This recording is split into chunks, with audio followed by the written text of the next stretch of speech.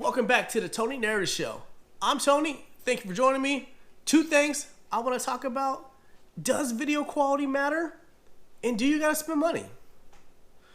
Well, today what we're going to look at is the difference of quality that the Hero 9 has versus the Hero 5.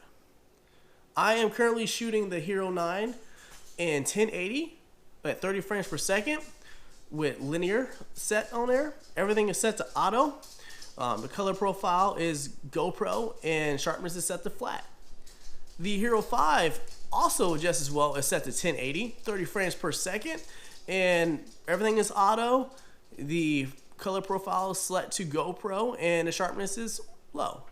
So I kind of just want to see the difference between the two. I'm going to put them both up on the screens for you right now so we can see if there's a sharpness difference, if it matters, you know, having an older GoPro versus buying a newer GoPro. And if the quality is that much different, if you can see that right now, please let me know in the comments. If you can see the quality difference between the Hero 9's 1080 versus the Hero 5's 1080. If it's that much of a difference, do you upgrade?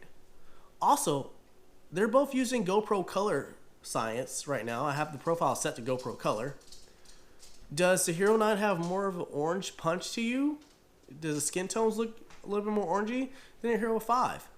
Some people may like that flatter, more natural look of the Hero 5. Other people might like more color pop that the Hero 9 gives. I personally don't like the pop, and I gotta color correct that when I get back to post. But again, I am using GoPro's color here for the profile.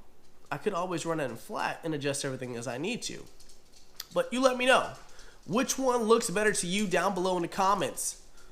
Because one of them is going to be my everyday vlog camera. The other one's going to be for, well, getting broken. I'm Tony. This is Tony Narrative Show. Thank you for joining me. Peace out.